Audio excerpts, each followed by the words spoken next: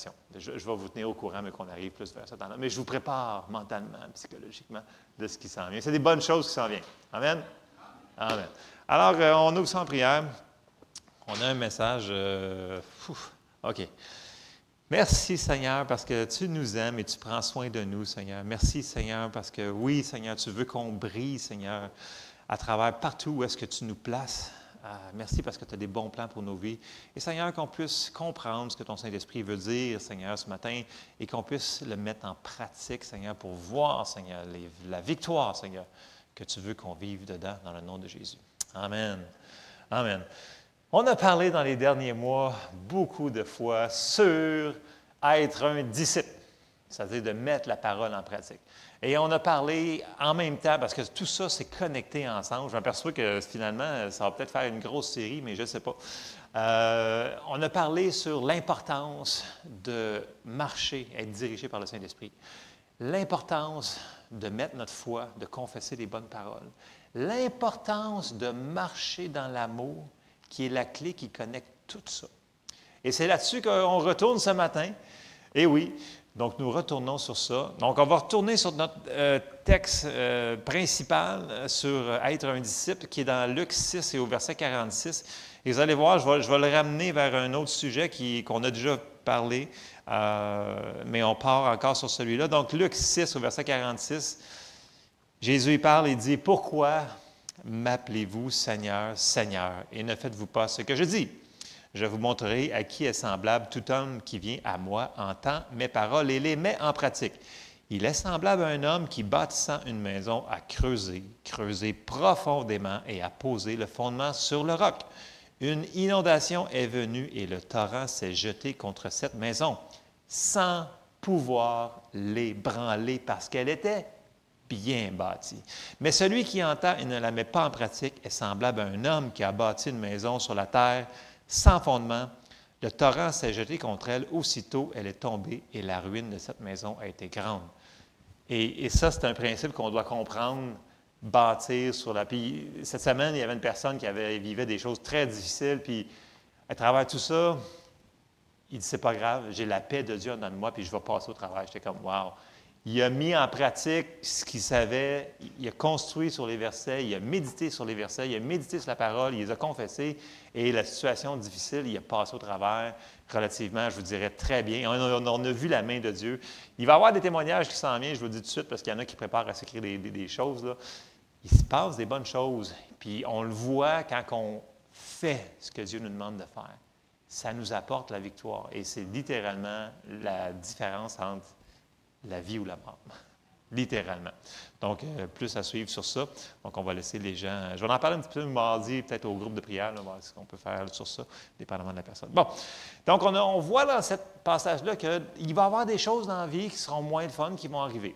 On le sait, mais la différence, c'est que si on construit sur la parole de Dieu, on va être inébranlable. Ça peut vanter fort, mais on revient correct tout de suite. Au lieu d'être à terre, puis d'être fini, puis d'être capote, puis de prendre des mois à se relever, on peut rester ferme tout le temps parce qu'il est avec nous. Amen. Donc, c'est ça, un disciple. Et on avait dit, oui, marcher par la foi, marcher par le Saint-Esprit et marcher par l'amour. Et je vais retourner beaucoup sur ça aujourd'hui, l'amour, mais je vais recommencer avant sur la foi parce que 1 Jean 5,4 nous dit que c'est de la manière qu'on a la victoire. Et ça nous dit parce que tout ce qui est né de Dieu triomphe du monde, et la victoire qui triomphe du monde, c'est notre foi. Donc, on sait que notre foi nous amène à la victoire. Et on avait vu, on sait que notre foi, il y a une manière, quand on est né de nouveau, on a la foi de Dieu à l'intérieur de nous, mais on peut la faire grandir et l'exercer. Comment? Romains 10, 17, en entendant et en entendant la parole de Dieu. Fait que ça, on le sait que si on veut avoir une foi qui va grandir, bien, il va falloir qu'on entende encore la parole, puis qu'on entende encore la parole, et, je vais rajouter, la mettre en application. OK? Il faut faire ça si on veut que notre foi grandisse. Mais on avait vu aussi que la foi, elle a deux autres compagnons. Elle a l'espérance, je n'ai pas parlé beaucoup, mais je n'ai parlé plus l'année passée, mais elle a aussi l'amour. OK? Et on s'en va dans Galates 5, 6, vous allez comprendre. Car en Jésus-Christ, Ni la circoncision, ni l'incirconcision n'a de valeur, mais la foi qui est agissante par l'amour. Et la foi, elle fonctionne comme ça. Puis mercredi passé, il riait de moi parce que je fais souvent des illustrations sur des autos, des véhicules et des choses comme ça. Et j'avais mentionné dans ces séries-là que si on comparait la foi à un véhicule, bien, l'amour serait le moteur. OK? Donc, la foi fonctionne par l'amour. OK? Donc, si tu as beaucoup d'amour, ta foi fonctionne beaucoup. Pas beaucoup d'amour ne fonctionnera pas beaucoup. Pas d'amour, la foi ne fonctionnera pas. Pour de vrai. Ça prend ça. La foi est basée sur l'espérance et l'amour. S'il manque un morceau, il manque un morceau à ton char. OK? Bon, jusque-là, ça semble être très, très simple. Mais l'amour, elle, on sait que la foi, on peut la faire grandir en écoutant et en écoutant, puis en l'exerçant. Mais l'amour, elle va venir comment? Hein, c'est une bonne question, hein? OK, bon. L'amour, OK, puis je fais une parenthèse, là, puis je n'aurai pas le temps de tout couvrir ce qu'on a couvert sur l'amour dans les autres mois, là. Il faut pardonner, on l'avait vu dans Matthieu, on l'avait vu dans Marc. À chaque fois qu'on parle de foi puis de prière, Jésus disait, tout de suite après, il disait, « Et quand vous priez, pardonnez si vous avez quelque chose. » Donc, l'amour peut être peut être affecté beaucoup s'il y a un manque de pardon, si on laisse des choses interférer dans l'amour. OK, je fais juste une parenthèse comme ça parce que je ne pourrais pas y aller plus loin. Donc, je vous lance ça comme ça. Mais l'amour, elle vient comment? L'amour, elle est venue, je parle de l'amour de Dieu. Pas l'amour, on avait vu philéo et agapéo, vous vous souvenez, deux amours différents. Philéo, c'est l'amour charnel.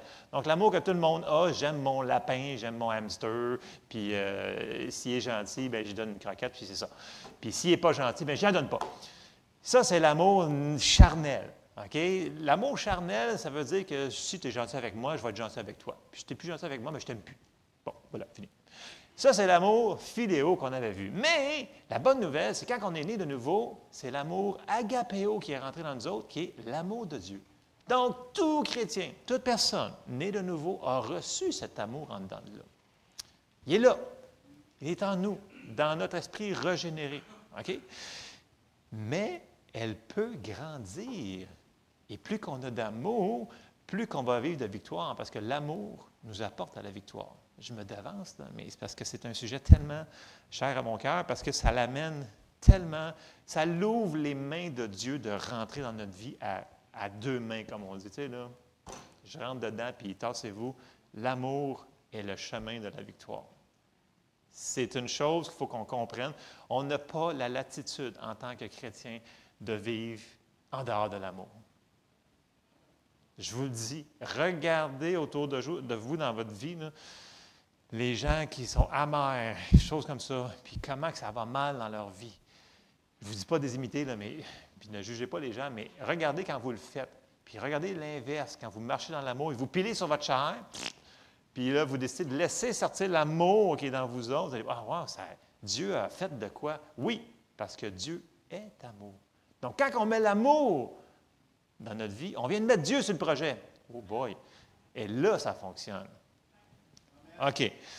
Ça s'en vient, on va l'avoir. Romains 5,5 nous dit, pour valider ce que je viens de dire, là, « Or, l'espérance ne trompe point parce que l'amour de Dieu est répandu dans nos cœurs par le Saint-Esprit qui nous a été donné. » Donc, quand on est né de nouveau, l'amour de Dieu a été déposé, elle est là.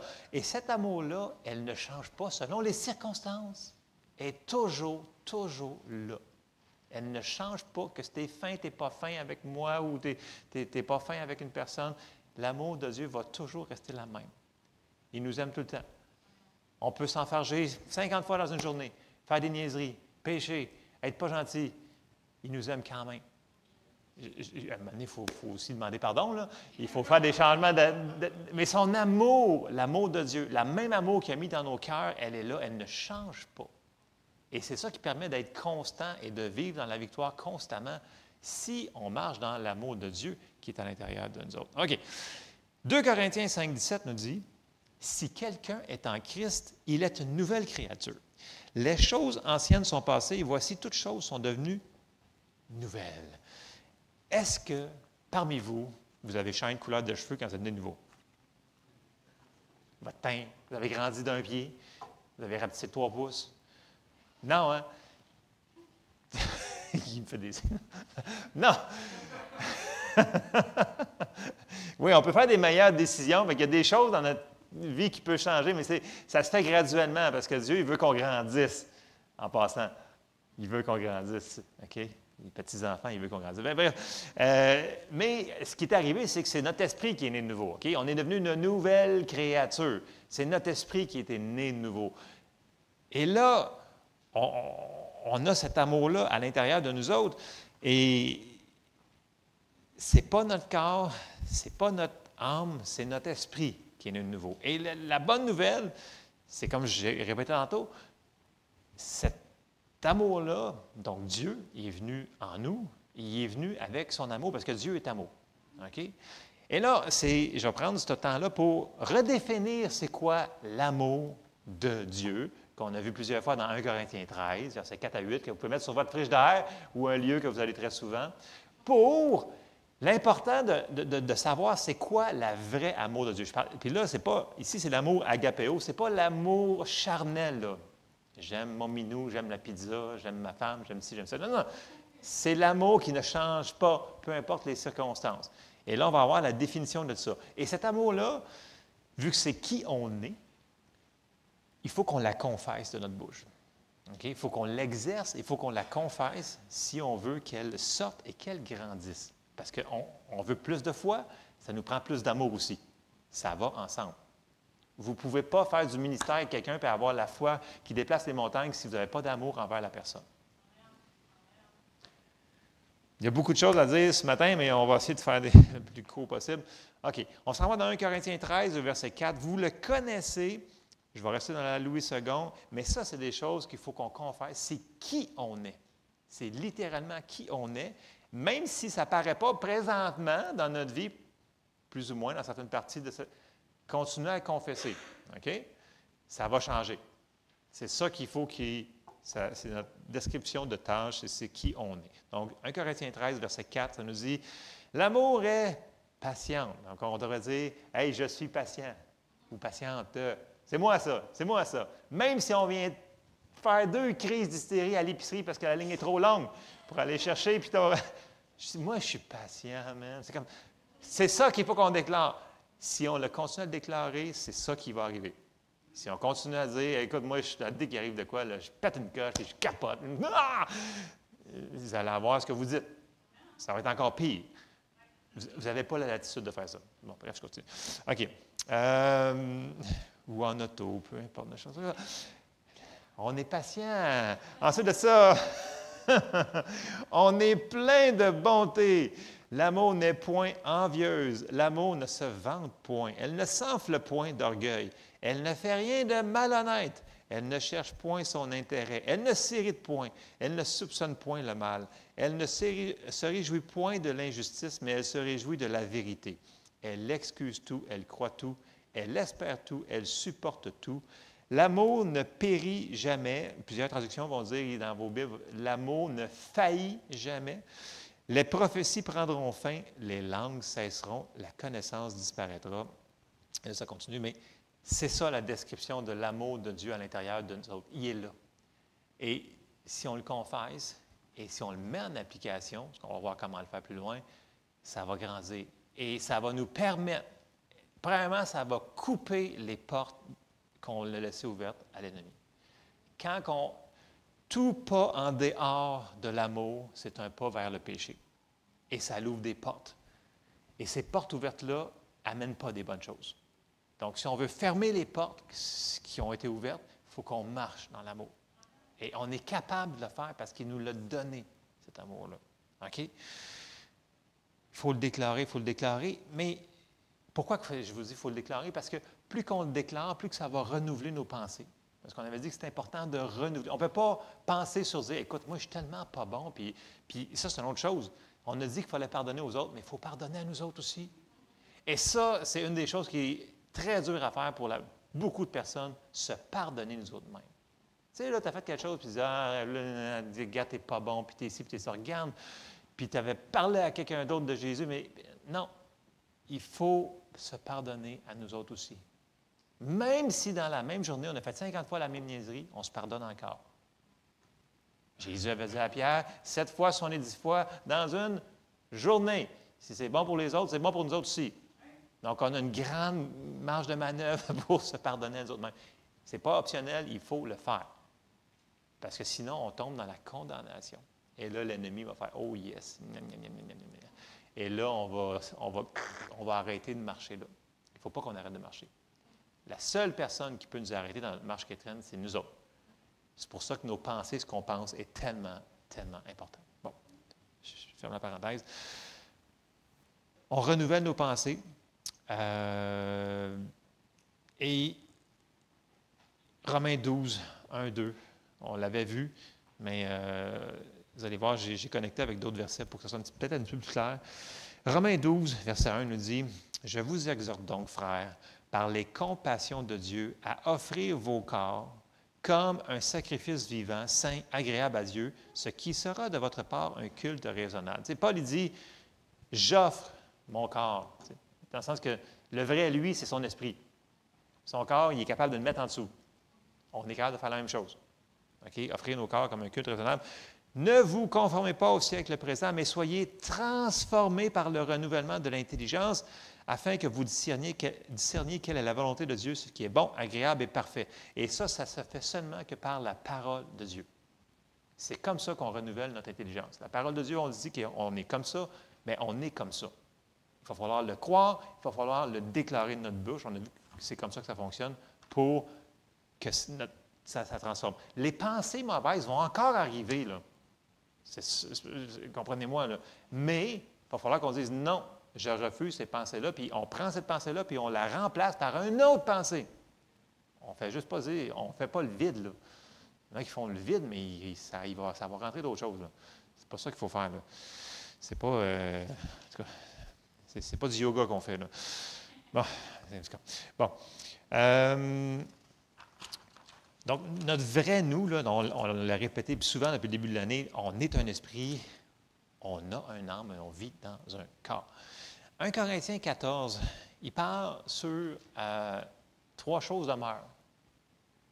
L'amour, l'espérance, la foi, mais la plus grande de ces choses, c'est l'amour. Puis là, dans 1 Corinthiens 14, 1, il nous dit « Recherchez l'amour ».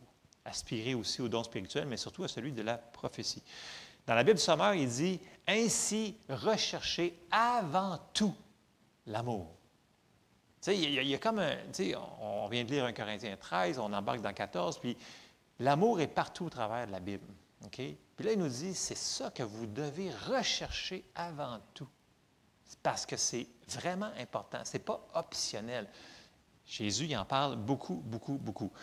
Rechercher l'amour en toute situation, comme j'ai dit tantôt, c'est mettre Dieu dans la situation.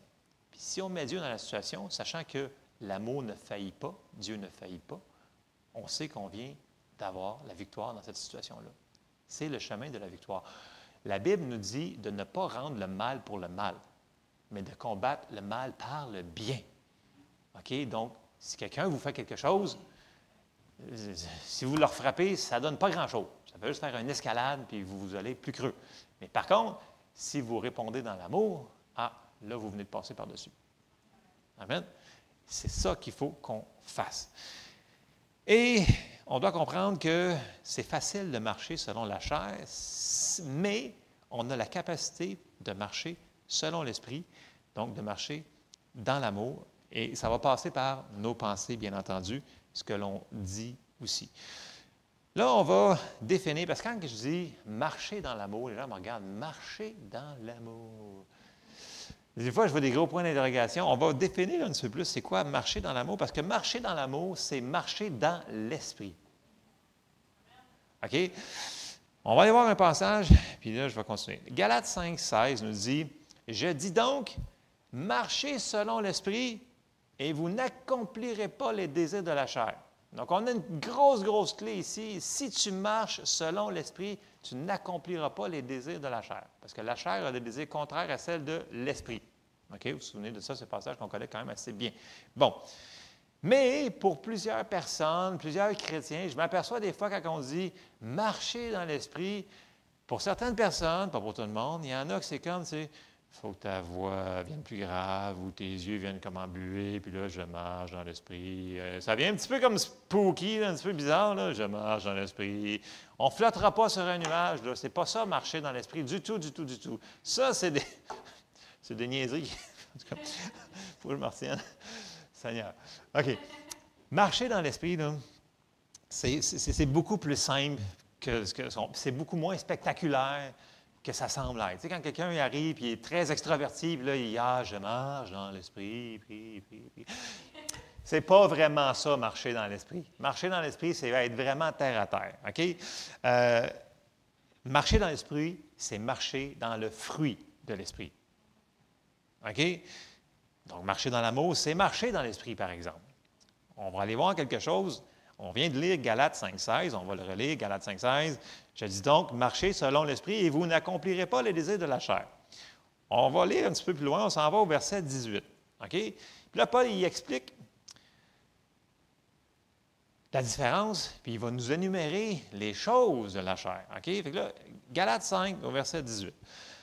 Si vous êtes conduits par l'esprit, vous n'êtes point sous la loi. Or, les œuvres de la chair sont manifestes. Ce sont l'impudicité, l'impureté, la dissolution, l'idolâtrie, la magie, les inimitiés, les querelles, les jalousies, les animosités, les disputes, les divisions, les sectes, l'envie, l'ivrognerie, les excès de table et les choses semblables. Je vous dis d'avance, comme je l'ai déjà dit, que ceux qui commettent de telles choses n'hériteront point le royaume de Dieu. Mais, et là, il embarque dans le fruit de l'esprit. Il fait le contraste là, entre les œuvres de la chair et les œuvres de l'esprit. Mais si on marche dans ce qu'il va nous dire, mais le fruit de l'esprit, c'est, le premier qu'il nomme, c'est l'amour. C'est bizarre ça, hein? Le fruit de l'esprit, c'est l'amour, la joie, la paix, la patience, la bonté, la bénignité, c'est la bienveillance, là, en passant, là. La fidélité ou la foi, dans votre traduction, la douceur, la tempérance, ça, c'est la maîtrise de soi, là. C'est important, la tempérance. La loi n'est pas contre ces choses. Ceux qui sont à Jésus-Christ ont crucifié la chair avec ses passions et ses désirs. Si nous vivons par l'Esprit, marchons aussi selon l'Esprit. Bon. En d'autres mots, si on ne marche pas dans l'Esprit, on marche dans la chair, les œuvres de la chair vont être manifestées dans notre vie. OK? Mais si on décide de marcher dans l'Esprit, c'est-à-dire, supposons que vous êtes dans une situation, en auto. On va rester dans les autos, on aime bien ça le mercredi soir. Mais... Puis là, il y a quelqu'un qui décide de faire une manœuvre, qui vous coupe, qui fait des choses pas correctes, qui devrait être arrêté et mis en prison immédiatement. Tant qu'à moi. Mais ça a l'air que le code de la route n'est pas tout à fait d'accord avec moi sur certaines choses. Et là, vous avez le choix de décider de marcher selon l'Esprit, c'est-à-dire de marcher dans l'amour, dans la maîtrise de soi et de dire « Seigneur, bénis-le et protège-le parce qu'il est vraiment dangereux. » Tu as le choix de marcher, c'est ça, marcher dans l'Esprit. Marcher dans la chair, c'est faire de la rage au volant. Et là, vous allez l'arrêter au stop, vous allez l'engueuler, vous allez vouloir l'arrêter, sortir, puis le tapocher, puis là, il va vous tapocher dessus, puis là, la police va venir pour de vrai, puis là, vous allez vraiment être en prison. Vous me suivez?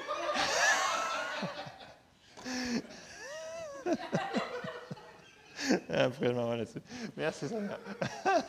Donc, c'est pas bon la rage au volant.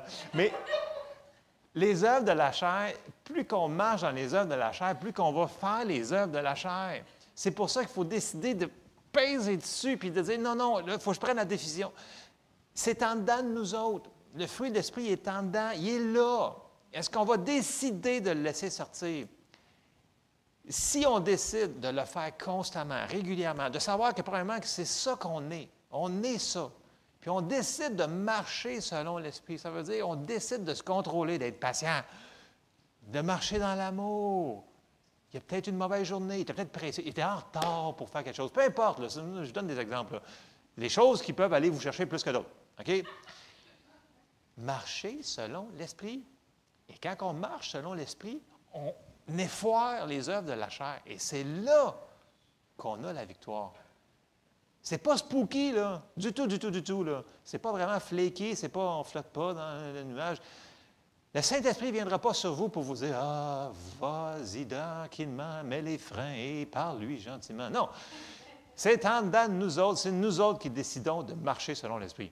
Le Saint-Esprit va juste cogner, il va dire « Hey, le grand, tu pourrais-tu, s'il te plaît, c'est en dedans de toi, fais-le. » Là, si tu réponds « Non, je ne le fais pas parce qu'il ne mérite pas. » Mais ce n'est pas cet amour-là qu'on a reçu. On a reçu l'autre amour qui ne change pas selon les circonstances. Est-ce qu'on va la laisser sortir?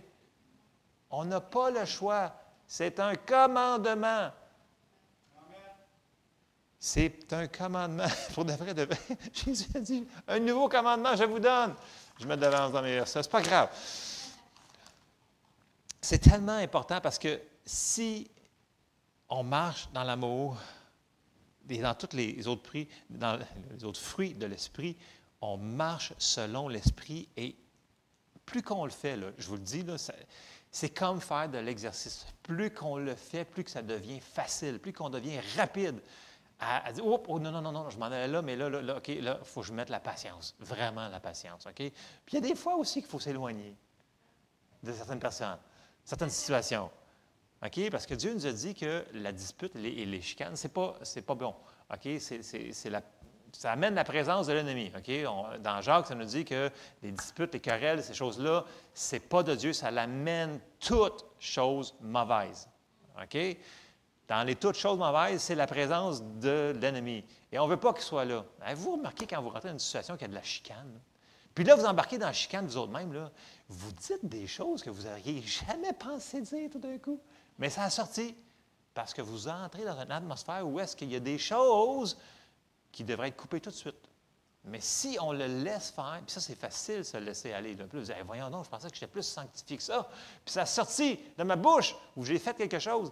Mais c'est parce que dans l'environnement de la chicane, là, je ne pensais pas aller là ce matin, mais la chicane, la dispute, c'est tellement dangereux là, que dès qu'il y a de la chicane, de la dispute, faites tout ce que vous avez. La Bible nous dit, faites tout en votre pouvoir pour ne pas embarquer là-dedans. Parce que là où il y a ça, il y a toute mauvaise œuvre. Et ça peut vous faire des choses que après, on va regretter beaucoup. Puis là, on va faire beaucoup de « je m'excuse, je pardonne », mais on a déjà fait peut-être des choses que ça va causer du mal. OK? Donc, super important, il ne faut pas rentrer dans la chicane. C'est vraiment important. Bon, OK. On s'en va dans ce que je voulais dire. Jésus nous a donné un commandement dans Jean 13, versets 34 et 35. Et là, il dit, puis là, dans Jean 13, Jean 14, Jean 15, il va parler sur l'amour, là. Vous lirez, si vous jamais, là, vous avez du temps et vous ne comprenez pas c'est quoi l'amour, là, lisez Jean 13, Jean 14, Jean 15. Il ne fait que parler sur l'amour et de rester dans sa parole. On va continuer un petit peu. Jean 13, verset 34 nous dit, « Je vous donne un commandement nouveau. Aimez-vous les uns les autres comme je vous ai aimés. Vous aussi, aimez-vous les uns les autres. À ceci, tous connaîtront que vous êtes mes disciples, si vous avez de l'amour les uns pour les autres. » Donc, on voit que ce n'est pas optionnel, c'est le nouveau commandement qu'il nous a donné. Et le résultat de cela est très bien résumé dans Romains. On s'en va dans Romains 13 et au verset 8. Okay? Là, il nous a dit que, puis il dit plus loin, Jacques il a dit que c'est la loi royale. Et si on fait la loi de l'amour, on accomplit tout. Et ça ouvre les portes à toutes les bénédictions de Dieu. On s'en va dans Romains 13 qui nous dit « Ne devez rien à personne si ce n'est de vous aimer les uns les autres. » Okay? En passant, là, j'aime bien faire la parenthèse sur ici. Là. Ça, là, ça veut pas dire que tu n'as pas le droit d'emprunter. Ce n'est pas ça que ça parle du tout. Okay? Parce qu'il dit de prêter. Donc, s'il nous demande de prêter à ceux qui en ont besoin, ça veut dire que si tu prêtes, tu fais un péché. Si tu n'as pas le droit d'emprunter. Ça fait-tu 1 + 1 = 2? Oui? OK, bon. C'est une bénédiction de pouvoir prêter à quelqu'un qui est dans le besoin. OK? On peut donner aussi, mais ça nous dit aussi qu'on peut prêter. Fait que les gens qui vous disent « Ouais, mais si tu empruntes, tu n'es pas dans la bénédiction. » Non. Le verset ne peut pas être sorti hors contexte qu'il est dans le contexte qu'il est. OK? Ça ne veut pas dire ne pas emprunter. Fait qu'avoir une carte de crédit, ce n'est pas un péché. Par contre, ils nous disent, amen. Non, merci, Diane. Par contre, c'est le fun de payer nos dettes, par exemple. Tu t'es oublié, tu as emprunté quelque chose, bien, tu as donné ta parole que tu vas le rembourser. Obéissons à notre parole et remboursons nos affaires. Si c'est à chaque 30e du mois, mais on le rembourse à chaque 30e du mois, et il n'y en a pas de problème, il n'y a aucun péché, il n'y a rien de péché là-dedans. OK? Parce que les gens se sont fait mettre souvent sous condamnation, ils prennent ça, puis ils le mettent en contexte, ils disent « Ouais, mais il y a une personne qui a une révélation, Dieu a dit de ne pas emprunter. » Mais si Dieu il a dit à lui, c'est pour lui. OK? Comme il va nous dire des choses personnelles à nous autres aussi, qui sont juste pour nous autres. Mais n'allez pas rajouter des versets pour confirmer votre affaire. OK? Bon, je ne vais pas rentrer là-dessus. Au moins, ça l'a rentré sur une couple de personnes. OK, bon. Ne devez rien à personne si ce n'est de vous aimer les uns les autres, car celui qui aime. J'ai dit trop vite, hein? Ouais. Ne devez rien à personne si ce n'est de vous aimer les uns les autres, car celui qui aime les autres a accompli la loi. Wow! C'est fort ce qu'il vient de dire là. Celui qui aime, il faut que je regarde la différence. OK. Car celui qui aime a accompli la loi. Wow! En effet, les commandements, tu ne commettras point d'adultère, tu ne tueras point, tu ne déroberas point, tu ne convoiteras point, et ceux qui peut encore y avoir, se résument dans cette parole. Tu aimeras ton prochain comme toi-même. Wow! L'amour ne fait point de mal au prochain. L'amour est donc l'accomplissement de la loi. C'est fort, hein? Tu sais, j'avais parlé il y a quelques semaines toutes les promesses de la Bible nous appartiennent. Sous l'Ancienne Alliance, il devait faire tout ce qui était mentionné dans la loi. Puis comme je l'ai dit mercredi, si vous lisez les 5 premiers livres de la Bible, wow, c'est quelque chose, faire toute la loi au complet. C'est vraiment quelque chose. Il n'y avait personne qui était capable. Il n'y avait personne qui a réussi à faire la loi. Nous autres, on a une affaire, marcher dans l'amour. Et vous venez d'accomplir toute la loi et toutes ces promesses-là. Puis vous vous souvenez, j'avais mentionné la madame qui haïssait sa belle-maman, là, puis qui avait rencontré Kenneth Hagin, puis il avait dit, là, j'haïs ma belle-maman, puis là, finalement, il a dit, regarde dans ton cœur quand tu me dis ça. Puis là, Chuck a dit, il y a quelque chose qui gratte en dedans de moi. Puis finalement, elle réalise que, ouais, c'est l'amour de Dieu qui est en moi, qui essaie de me dire quelque chose. Oui, c'est ça. Et là, finalement, elle a pris la décision de parler à sa belle-maman, puis elle a décidé finalement qu'elle est vraiment super, puis elle l'aimait. Et en réglant cette attitude-là, elle a pu avoir la parole qui est la suivante. Donc, l'homme de Dieu, il s'en allait prier pour son enfant qui était malade, puis il dit, ne prie pas pour l'enfant, parce que maintenant, tu fonctionnes dans l'amour, donc tu as le droit d'avoir le résultat des versets suivants, entre autres. Puis là, il sort un verset de l'Ancien Testament. Ah, mais voyons, on est dans le Nouveau Testament, bla, bla, bla, bla. Bon, on a tout ce qu'il y a dans l'Ancien, plus, tout ce qui est dans le Nouveau. OK? C'est le même qu'il faut le regarder, OK? Parce qu'on a une alliance sur de meilleures promesses. Mais ceux-là qui sont bonnes sont encore pour nous autres aussi. OK? Ça, on en a parlé. Puis là, il sort Exode 23, versets 25 et 26, qui nous dit, et pour nous autres, cette promesse-là aussi, là, on peut s'en servir et se battre avec pour dire, ça m'appartient. Mais là, ce que l'homme de Dieu avait reçu, c'est dit, tu vas y dire ça. Et ça nous dit, vous servirez l'Éternel votre Dieu, et il bénira votre pain et vos eaux, et j'éloignerai la maladie du milieu de toi. Il n'y aura dans ton pays ni femme qui avorte, ni femme stérile, je remplirai le nombre de tes jours. Puis là, on sait quand elle a su ça, elle a tout de suite pris son autorité, parce que là, la porte était fermée. Donc là, son autorité fonctionnait, et elle a dit, Satan, enlève tes pattes de mon enfant, et l'enfant a été guéri instantanément. Donc, c'est un exemple, parmi tant d'autres, de la puissance, comme que je vous disais, que quand on marche dans l'amour, ça l'ouvre la porte pour que Dieu puisse rentrer et accomplir ses promesses qu'on se tient dessus. Par contre, quand on décide de ne pas marcher dans l'amour, on ouvre des portes pour que l'ennemi puisse rentrer. Et on ne veut pas ça.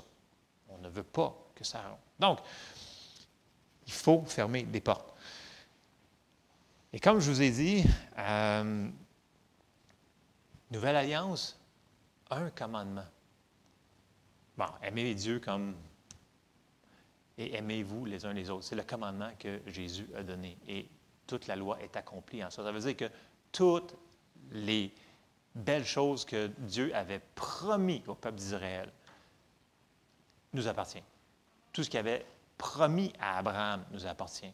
Tu sais, là, quand on s'en va dans Deutéronome 28, là, tu es béni dans la ville, béni dans les champs, béni quand tu rentres, béni quand tu sors, ce que tu touches est béni, ce que tu fais est béni, ce que tu respires est béni, tu es béni partout. Point final, c'est ça.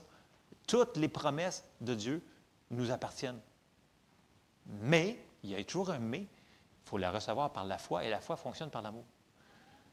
Donc, d'où l'importance que nous devons marcher dans l'amour. Et on a vu que pour marcher dans l'amour, il faut marcher selon l'Esprit. Et l'Esprit, c'est les 9 fruits de l'Esprit. OK? Ce n'est pas quelque chose qui est vraiment compliqué à comprendre. Vous me suivez là-dessus sur les marcher dans l'Esprit? Il faut vraiment remettre les choses comme c'est marqué dans la Bible. Il ne faut pas les rendre extra, super, spectaculaires. Il faut voir des boules de feu, des choses comme ça. Bon, OK. La bonne nouvelle, en plus de ça, c'est que, étant un fruit, l'amour, c'est un fruit. On l'a vu que c'est un fruit. OK? Un fruit peut grandir. Et on va voir ça, et c'est une bonne nouvelle, là, ce que je vous annonce ce matin, dans le sens qu'on peut marcher dans l'amour. On a le devoir de marcher dans l'amour et de mettre la chair en dessous. Mais le fruit, il peut grandir. Et on va voir comment. On le voit, entre autres, dans Jean 15. Tu sais, j'ai dit tantôt, là, Jean 13, Jean 14, Jean 15. Regardez bien dans Jean 15. On va lire un bon petit bout dans Jean 15. J'ai quasiment terminé. Jean 15, Jésus il dit « Je suis le vrai cep ». Ça, c'est des passages qu'on connaît là, quasiment par cœur. Mais écoutez bien, là, écoutez. « Je suis le vrai cep et mon Père est le vigneron. Tout sarment qui est en moi et qui ne porte pas de fruit, il le retranche. Et tout sarment qui porte du fruit, il l'émonde afin qu'il porte encore plus de fruits. Déjà, vous êtes purs à cause de la parole que je vous ai annoncée. Demeurez en moi et je demeurerai en vous, comme le sarment ne peut de lui-même porter du fruit s'il ne demeure attaché au cep. Ainsi, vous ne le pouvez pas non plus si vous ne demeurez en moi. Je suis le cep, vous êtes les sarments. Celui qui demeure en moi et en qui je demeure porte beaucoup de fruits, car sans moi, vous ne pouvez rien faire.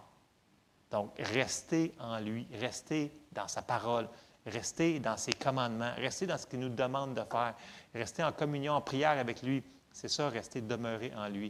Et si on fait ça, la vie de Dieu continue à couler dans nous autres et on continue à grandir, à grandir.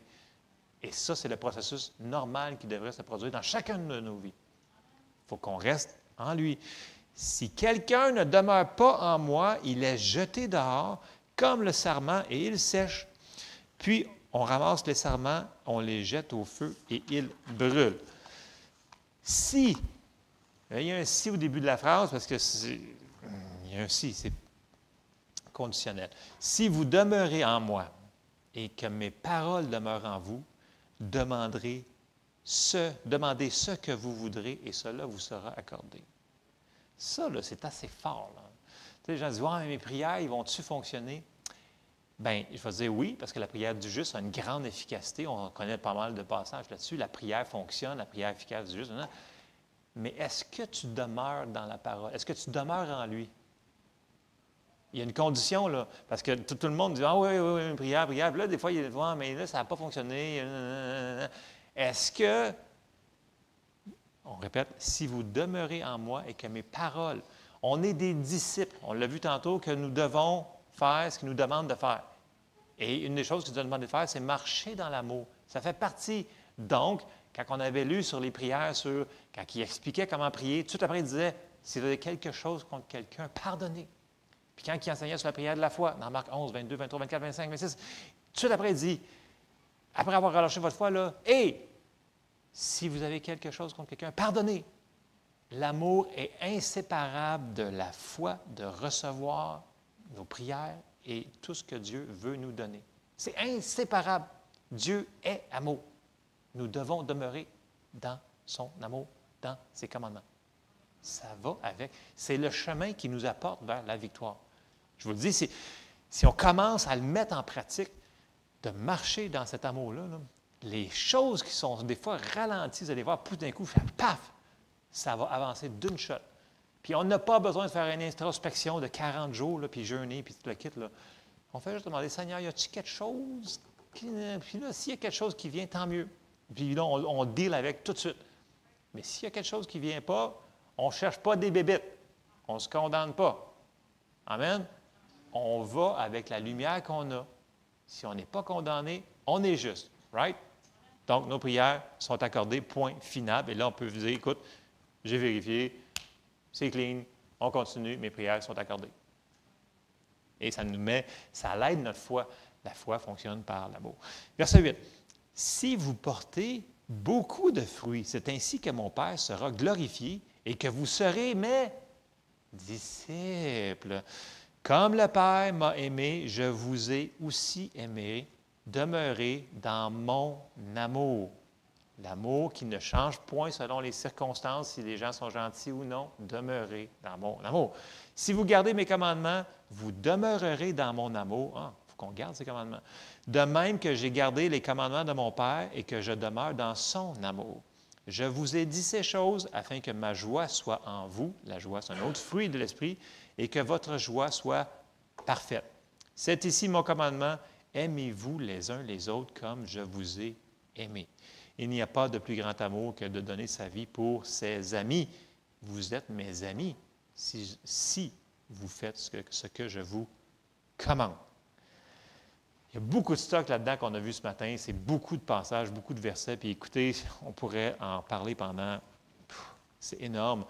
J'ai fait un condensé ce matin parce que je n'arrivais pas hier soir à tout rentrer ce que je voulais rentrer dans ces pages-là.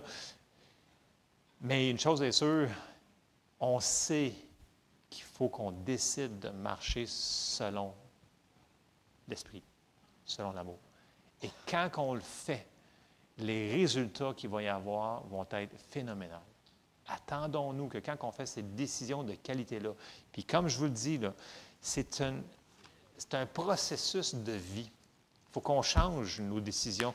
Puis, dans le même livre que j'ai sorti sur la dame qui haïssait sa belle-mère au début, puis après ça, qu'il l'aimait, il y a plein d'exemples là-dedans là, de gens qui ont changé, puis, ou de gens qui ont décidé, avant de faire leur prière, parce que leur prière ne fonctionnait pas, ils ont dit « Ah, j'ai quelque chose en dedans », puis là, finalement, ils ont décidé de pardonner, ou ils ont décidé de régler la situation. Il y en a qui devaient de l'argent à des personnes de mauvaise manière, puis avant que le Seigneur dit « Va redonner ce que tu dois à cette personne-là ». Et leur prière a été exaucée quand ils ont été mis l'argent dans la poste. Il y a plein de choses qui vont arriver si on marche dans l'amour. On n'a pas la latitude. Tu sais, on veut tous marcher dans la santé. On veut tous marcher avec nos prières qui sont instantanées, efficaces, choses comme ça. Ça va tout passer par la foi, l'amour, être dirigé par le Saint-Esprit, faire ses commandements. Si on fait ça, et ça ne se fait pas du jour au lendemain, parce qu'on va faire des petites erreurs, mais ce n'est pas grave. Dieu, il nous aime. Il est là pour nous aider, pour nous encourager. Et ce n'est pas pour rien qu'il a dit que c'est avantageux que je m'en aille, parce que je vous envoie celui à l'intérieur qui est celui-là qui va vous aider à faire toutes choses. C'est le meilleur professeur de tout. Puis il est là tout le temps, 24 heures sur 24. Tu sais, je le répète souvent, là, on n'est jamais seul. Il est toujours là pour nous aider à marcher de cette manière-là. Donc, il faut prendre la décision dans nos journées quotidiennes. Puis, c'est pas facile de mettre la chair en dessous tout le temps, là. Il y a vraiment des fois que tu dis, ouais, moi te le dire, ce que ma chair, elle en parle, moi. Mais on ne veut pas le savoir. Mais elle est toujours là, la chair, c'est pour ça qu'il faut la mettre en dessous et renouveler nos pensées. Amen? On se lève ensemble. Je pense qu'on a l'essence de ce que je voulais sortir, en tout cas en partie ce matin. On verra dans les autres journées à venir. Mais ce n'est pas quelque chose qu'on peut dire, « Ouais, je l'ai entendu, il paraît qu'il faut que je sois gentil. » Non, non. c'est pas tout à fait ça, là, OK? Là? Allez relire les passages, allez réécouter les enseignements, c'est pas la même chose, OK? Merci, Seigneur, parce que tu nous aimes tellement, Seigneur. Merci parce que toi, Seigneur, tu ne changes jamais, puis tu nous aides tout le temps, à chaque jour. Tu es bon, Seigneur. Seigneur, je te demande de nous aider, Seigneur, de marcher dans ces fruits-là que tu as mis à l'intérieur de nous autres, Seigneur. Aide-nous, Seigneur, à mettre notre chair en dessous, Seigneur. Puis quand on l'échappe, Seigneur, montre-nous, Seigneur, quelle est la manière la plus rapide, Seigneur, de revenir, Seigneur, dans le chemin que toi, tu veux qu'on marche, Seigneur, pour qu'on puisse être victorieux en toute situation, dans chaque aspect de nos vies, Seigneur. Tu veux rentrer dedans, mais Seigneur, on te donne l'accès, Seigneur, en marchant, Seigneur, dans tes voies et dans tes commandements. On te remercie, Seigneur, pour tout ce que tu fais pour nous. Tu es bon. En nom de Jésus. Amen. Amen. Soyez